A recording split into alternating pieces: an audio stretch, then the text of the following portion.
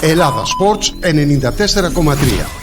Πάμε τώρα να μιλήσουμε λίγο με τον Σάκη Μπουζούνη για το παιχνίδι του Παναθηναϊκού με την Πάξη. Να δούμε ο Σάκης αν βρίσκεται σε κάποιο εξωτικό νησί, είναι εδώ ακόμα στην Αττική. Σάκη μου, καλησπέρα. Είπα και εγώ, δεν θα το πεις. Γεια σου ρε φίλε, καλησπέρα. Καλησπέρα φιλαράκο. Τι έγινε? Σε ένα εξωτικό νησί που λέγεται Καρπενήσι. Ωραίο ρε φίλε ο Καρπενήσι. Έχει και καρπό και νησί. Από όλα μαζί. Έτσι, μπράβο. Εντάξει, συνδυάζεις εσύ. Μετά θα φύγω από εδώ, μετά θα πάω σε άλλο νησί, θα πάω στο Λαγονήσι. Μπράβο, έχεις πάρει τα νησιά Σβάρνα. Ναι ρε εσύ, τι θα κάνουμε. Λοιπόν, τέλος καλό, όλα καλά για τον Παναθηναϊκό. Ευτυχώς δεν πάθαμε και τίποτα. Αυτό λέω, ότι ευτυχώς δεν πάθαμε και τίποτα. Εγώ όλες τις μέρες αυτό έλεγα. Σ' άκουγα ότι το παιχνίδι είναι δύσκολο και με τη Ζέτα βέβαια, μα φαινότανε, γιατί κοίτα να δεις, δεν μπορείς, καταρχήν δεν υπήρχε φόβητρο απέναντι, ήταν η Μπαρσελόνα, οκ.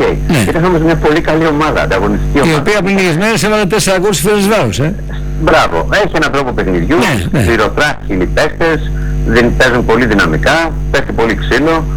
Αλλά ένας διαιτητής σήμερα να πάνε. Τους άφησε και ο Παναθηναϊκός να κάνουν το παιχνίδι, εντάξει, γιατί λένε ότι έπαιξε καλά και υπάρξει, αλλά ο Παναθηναϊκός ήταν κακός μέχρι το 65 εκεί με τις αλλαγές. Ναι, ο Παναθηναϊκός σήμερα ένα 30 λεπτό έπαιξε μπάλα, οι αλλαγές έπαιξαν ρόλο. Ναι.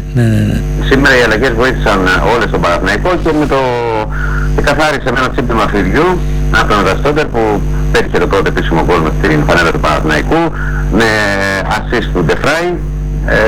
Εντάξει, ήταν δύσκολη βραδιά η αλήθεια για τον Παναθηναϊκό που λίγο έλειψε να έχουμε παράταση. Θα ήταν καταστροφή. Βέβαια. Τώρα συνεχίζει πάλι μια... ότι δεν έχει μαξιλαράκι.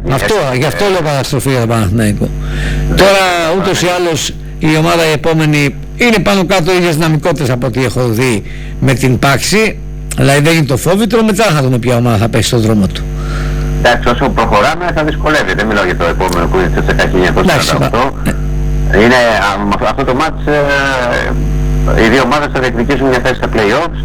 Την Τετάρτη στις 5 του Αυγούστου είναι το πρώτο μάτς στο ΆΚΑ.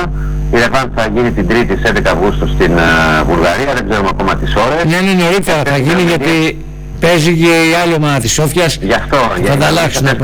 Μετά την αλλαγή που έγινε στο πρόγραμμα λόγω της δεύτερης ομάδας της Σόφιας, της ΔΣΚ Σόφιας, έτσι. Οπότε η UEFA δεν ήθελε να γίνει δύο ευρωπαϊκές αναμετρήσεις σε κοντινές ημερομηνίες στην ίδια πόλη, γι' αυτό τροποποίησε την ημέρα διεξαγωγής των αγώνων με τον Παναθηναϊκό. Γι' αυτό έγινε αυτό. Ο Παναθηναϊκός σήμερα η αλήθεια είναι ότι έχει δώσει τα δικαιώματα, έτσι, για να... Ναι, σωστό. Πόσο φάνηκε ότι που δεν υπήρχε το VAR σήμερα, έτσι.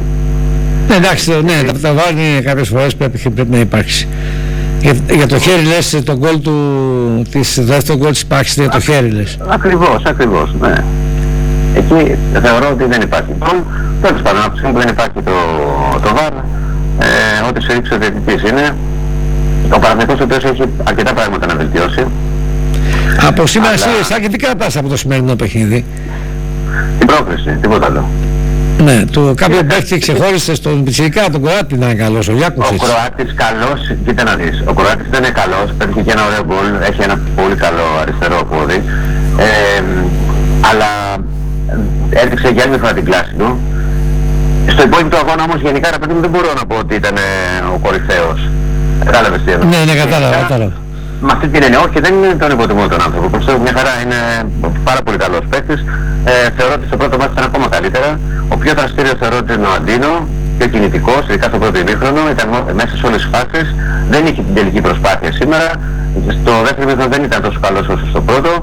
Και για μένα δικαίως αντικαταστάθηκε. Μια και λέμε για τους παίκτες, ο Ζαρούρη έπρεπε να αντικατασταθεί κάτι από το ημίχρονο. Δεν ήταν σε καλή βραδιά. Δεν δημιούργησε πρόβλημα στην αντίπαλη άμυνα, ενώ και ανασταλτικά δεν ήταν καλός. Ο Τετέι λίγες ευκαιρίες του παρουσιάστηκαν, δεν είχε για άλλη μια φορά καλά τελειώματα. Και ο Πελίστρη έδωσε πνοή, ένας από αυτούς που μπήκε, γιατί θεωρώ όλοι όσοι μπήκαν στο παιχνίδι ως αλλαγή βοήθησαν. Ήταν πολύ καλός, αναστάτωσε γενικά την άμυνα και είδε στη μια φάση εκεί που πέρασε ο Πυροβρίκη μπροστά του, με την ταχύτητά του δημιούργησε προβλήματα. Είχαμε την πρώτη του Ρικ Φαντρόγκελεν που ήταν καλός και καθάρισε πολλές φάσεις όταν χρειάστηκε. Ο Ραστόντερ μπήκε, δικαιώθηκε ο Νίστρου που τον έβαλε γιατί πετυχαίνει το γκολ της πρόκρισης και τον τον αισθάνθηκε η άμυνα της Πάξη. Ο Τσιριδέγια που μπήκε και αυτός ήταν καλός, αλλά εντάξει δεν μπορούμε να πούμε πολλά πράγματα γιατί δεν αγωνιστεί πάρα πολύ, όπως και τα Μπόρντα. Αυτοί οι παίκτες έδωσαν πνοή στον Παναθηναϊκό. Ο Τσέριν δεν φάνηκε στο πρώτο διάστημα, εκεί μέχρι το 30 λεπτό περίπου, αλλά μετά είχε ανεβάσει την απόδοσή του. Και ειδικά στο δεύτερο μέρος ήταν από τους καλούς του Παναθηναϊκού μέχρι που έφυγε. Ο Καμαρά θεωρώ ότι στο 0-1 αδρανεί, αλλά μετά θεωρώ ότι ήταν καλός χωρίς να πάρει ρίσκα. Ο Τσάπρας γενικά καλός θεωρώ ότι ήταν, έκανε τα ανεβάσματά του και ήταν μέσα στο να κυκλοφορεί καλά η μπάλα. Και πάλεψε αρκετά ο Ντεφράι. Εντάξει, δεν μπορεί να πει τίποτα, μια χαρά ήταν ο αρχηγός και αυτός πήρε πολλές και καθάρισε αρκετές μονομαχίες, κάνει και την assist. Τι φάσεις, ναι, στον γκολ, ναι. Για τον Ντουμπά, παρόλο που αντικαταστάθηκε, εγώ θεωρώ ότι ήταν καλός, γενικά αμυντικά, είχε πολλή δουλειά. Εντάξει, τώρα έχουμε βρει άλλο εξηλαστήριο στήμα, δεν λέω ότι είναι από τους κορυφαίους γενικά, ειδικά στο πρώτο αγώνα, δεν μπορεί να πεις ότι ο Ντουμπά ήταν μέσα σε όλα τα γκολ. Σήμερα όμως δεν έκανε και κάποιο τρομερό λάθος και αντικαταστάθηκε. Ο Κυριακόπουλος δεν αντιμετώπισε ιδιαίτερα προβλήματα και ανασταλτικά, αλλά είχε και πολλές προωθήσεις, είχε και δύο πολύ καλά σουτ, δεν κατάφερε να πετύχει γκολ. Ο Πένια τα γκολ που δέχεται δεν νομίζω ότι μπορούσε να αντιδράσει, να κάνει κάτι παραπάνω, είχε και καλές αποκρούσεις. Γενικά ήταν μια βραδιά που ο Παναθηναϊκός το πράγμα το δυσκόλυψε αρκετά, μάλλον δυσκόλυψε πολύ τον εαυτό του, δηλαδή έκανε τη ζωή του δύσκολη. Έβαλε δύσκολα στον εαυτό του. Από το τέλος της ημέρας, αύριο το πρωί θα είναι ο Παναθηναϊκός που θα πανηγυρίσει, μάλλον πανηγυρίσει την πρόκληση. Πολύ καλά είναι ότι αυτοί οι αγώνες είναι... Κρύβουνε πολλές είδες τι έπαθε η Μπαρσάξεχη, είδες τι έπαθε η Ρουμάνη, η Στεάουα, η ΑΕΚ με την ΟΑ πριν κάποια χρόνια. Ναι, τα παιχνίδια αυτά προβληματικά είναι τέτοια εποχή, δηλαδή τον Ιούλιο μήνα, που οι ομάδες είναι ακόμα στην προετοιμασία, βέβαια. Δηλαδή στην ουσία παίζουν παιχνίδι μέσα στην προετοιμασία τους. Ακριβώς. Αν να παίξουν φιλικό, παίζουν επίσημο, ναι, κάπως έτσι. Ναι, είναι βαριά τα πόδια, είδαμε ότι στο τέλος είχε πάθανε και κράπες, δεν μπορούσε να βοηθήσει προς τα τελευταία λεπτά του μάτς. Στο γήπεδο ήταν ο κύριος Αλαφούζος. Είχε αρκετό κόσμο, έκανε 25.000 λένε. Εκεί, τόσο όσο υπολογίζαμε. Μια χαρά. Ο Αλαφούζος στο γήπεδο, ο Μπαλτίνης στο γήπεδο και ο νέος που... Ο Κάγκουα, φάνηκε, ναι, είχε έτσι. Ναι, πήγε να δει το μάτς. Οπότε θα περάσει ξεχωριστά. Έχουμε κάτι άλλο Σάκη από μεταγραφικά Παναθηναϊκού, ακόμα ένα παίχτη που ακούστηκε κάτι? Όχι, κάτι. αυτή τη στιγμή υπάρχει χαλαρότητα μεγάλη. Όχι ότι δεν... Θα πάει για παίχτη Παναθηναϊκός? Πώς δεν θα πάει, βέβαια θα πάει για παίχτη, θα δούμε βέβαια... Για έναν παίχτη. Υπάρχει πληροφορίες τι λένε? Θα πάει και για εξτρέμ. Και για εξτρέμ. Θα δούμε τι θα γίνει και με τον Πελίστρη. Όχι ότι δεν τον θέλει. Τον είδαμε ότι τον εμπιστεύεται αρκετά ο Νίστροφ, έτσι. Ναι. Γιατί κάτι ακούγεται για Αγγλία, για την ομάδα που κάνει και το Λάκης, για τη Χαλ. Ακούστηκε μάλλον. Εάν φύγει ο Πελίστρη, σίγουρα θα πάρει εξτρέμ από εκεί ο Παναθηναϊκός. Δεξιά με αριστερό πόδι, αυτό καταλαβαίνω. Και σίγουρα θα πάρει και έναν παίκτη ακόμα στη μεσαία γραμμή. Τώρα να το πω από το πάνω ράφι. Καλό παίκτη με τα χρήματα. Θα δούμε, τις επόμενες ημέρες ότι εξέλιξεις... Ναι, μέσα στην εβδομάδα λογικά. Όχι, και επόμενη. Και μετά τον αγώνα τον επόμενο, Και ακόμη, ναι, δεν είναι. Κοίτα να δεις, παρουσιάζεται τώρα όσο θα μπει ο Αύγουστος και όσο περνάνε οι μέρες, όσο κάποιοι παίκτες από το πάνω ράφι, όπως τους λέμε, δεν βρίσκουν συμβόλαια, μπαίνουν πολλά γιατί περιμένουν. Ναι, περιμένουν και αυτοί. Άλλο πρωτάθλημα, όπως το Γκέρσεν. Δεν έχει προτεραιότητα το ελληνικό πρωτάθλημα. Λοιπόν, τότε μπορεί να βρει μια ευκαιρία να το βάλει κανένα μηδενικό παραπάνω και να έρθει.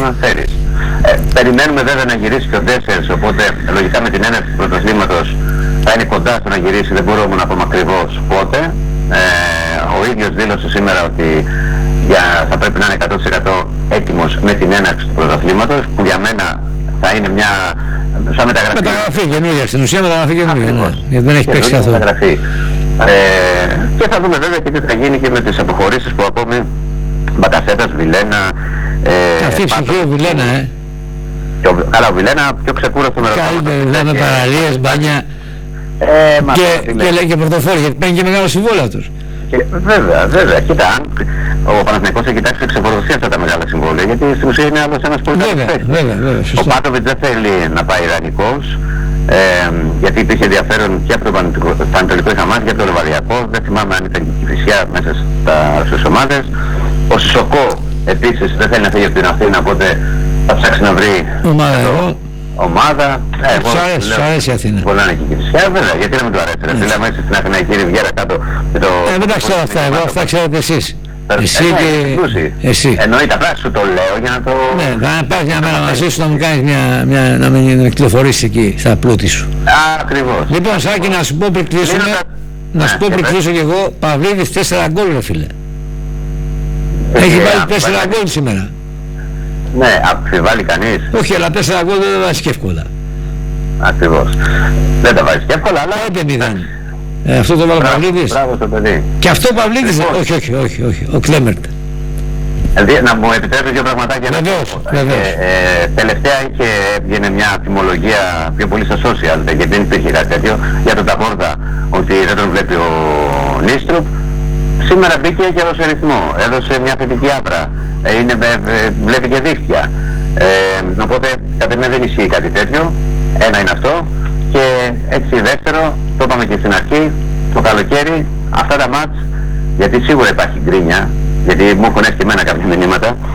Παιδιά, αυτή την εποχή πρέπει να κάνουν όλοι υπομονή, γιατί η ομάδα δουλεύεται να μονταριστεί. Δεν μετράμε οι εμφανίσεις, αλλά οι προκρίσεις στο καλοκαίρι. Βέβαια. Τίποτα άλλο. Δηλαδή, μετά από λίγο καιρό, εάν σε ρωτήσω, Βασίλη μου, πώς έπαιξε ο Παναθηναϊκός με την Πάξη, ούτε που θα θυμάσαι. Ναι, την πρόκληση θυμάσαι, την πρόκληση. Πέρασε. Σωστό, αυτό. Σε ΣΕΚΑ 1948, ξέρω εγώ, και μπήκε σε πλέον. Ναι, αυτό. Δεν θα κάνουμε κουβέντα ότι δεν ήταν καλός αμυντικά, ότι στο πρώτο μάτι δεν μπορούσε να βάλει 3-4 γκολ, θα μπορούσε και δεν το έκανε. Ναι, δηλαδή κάπου ήρεμα, χαλαρά, και όχι και ο προπονητής είχε ζητήσει στήριξη από τον κόσμο, γιατί χρειάζεται αρκετό χρόνο για να έρθει στο επίπεδο που θέλει ο προπονητής. Σωστά. Οκ, Σάκη μου. Να είσαι καλά, φιλαράκο μου, ευχαριστώ πολύ. Να είσαι καλά. Καλό βράδυ σε όλους, εγώ ευχαριστώ. Γεια σου, Σάκη μου, για χαρά. Ακούσαμε και Σάκη Μπουσδούνη, αναλυτικότατος για το ρεπορτάζ, μάλλον και το ρεπορτάζ Παναθηναϊκού, τι γίνεται, και για τον αγώνα, το σχολείο του. Ελλάδα Sports 94,3.